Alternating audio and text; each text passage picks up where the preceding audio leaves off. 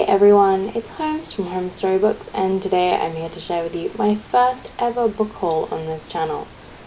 I know, I actually purchased books with my own money. Is this like the Twilight Zone? I rarely ever purchase books myself, and if I do, they tend to be on my Kindle. Otherwise, I tend to borrow books from friends or from the library. But over the past 2 months or so, I've actually genuinely accumulated some books. So I thought I would share those with you. The first 2 books I purchased from a wonderful independent bookshop called Audrey's Bookshop. Oh my god, when I first walked in, I was blown away. Their selection was so good, and they had so many UK books that I rarely see here in Canada. I spent maybe 20-30 minutes in the fiction section alone because it was so sprawling and so lovely. Next time I go, I'll try and vlog it because it was so great. The first book I picked up was this lovely edition of Birdie by Tracey Lindberg. This was one of my favorite reads of 2017, and it's about a Cree woman named Birdie, or Bunnies. A tragedy happens in her life that means she has to move in with a friend above her bakery, I think. I loved this book. It was all about female friendship and love between women. Lindberg's craftsmanship is expert, and when there's a character introduced, you can already tell the author has created a backstory for them, although she doesn't necessarily reveal it all. This book is very non-linear, and it has lots of magical realism, but the magical realism was so smoothly integrated into the text, I never had a moment where I was like, oh, here comes a literary device. This book is told from multiple perspectives, and each perspective feels different.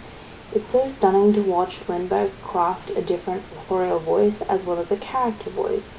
This was a 5-star read for me, and I totally recommend it if you can't already tell. I'm doing this new thing where I only buy books I really know I love or want to read. This means I've been super critical when it comes to purchasing books, but it means the books on my shelves will be the books that I cherish and I'm really looking forward to. This next book is the beautifully published Pat Hobby Stories by F. Scott Fitzgerald.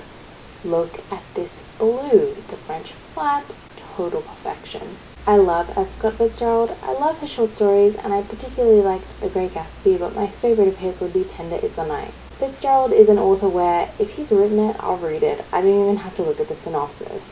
I did have a very cheap copy of this years ago, but the text was so tiny and so scrunched together that it was hard to read. I'm happy to have such a lovely copy, and Audrey's Books is probably one of the best independent bookshops I've been to in ever. These next books I purchased from Book Outlet. To be honest, I don't often purchase books from Book Outlet. They tend to have a lot of overstock, and I just don't have time to go through 70 pages of puzzles to find one decent copy of Amy Tan's The Joy Luck Club. But I did find a beautiful edition of Ceremony by Marmon Silko. It has these beautiful illustrations on the cover, deckled edges, French flaps, and yes, it has a silk matte finish, so it has a buttery cover. This luxurious little book is about a Native American soldier, Teo, who returns home after being a prisoner of war during World War II. He suffers from PTSD and really struggles to adjust to civilian life. He engages in traditional ceremonies to try and soothe his soul. Marmon Silko is such a well-known Native author, and I can't wait to read their work. This last book is not a book I'll necessarily read, but one I will flip through for sure. It is Thug Kitchen Party Grub for Social Motherfuckers. I love the other 2 Thug Kitchen books I purchased and have used them until I've stained the pages with lemon juice and soy sauce and cookie dough. This book focuses on things you can bring to parties and dishes you can make for feasts.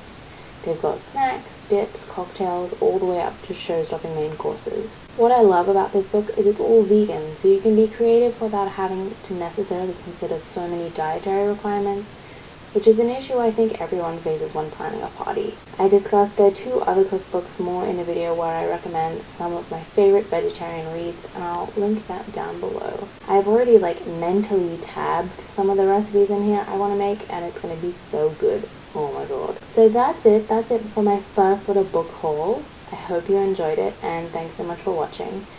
Have you read any of these books? Are they on your to-read piles? Let me know down below. Bye everyone.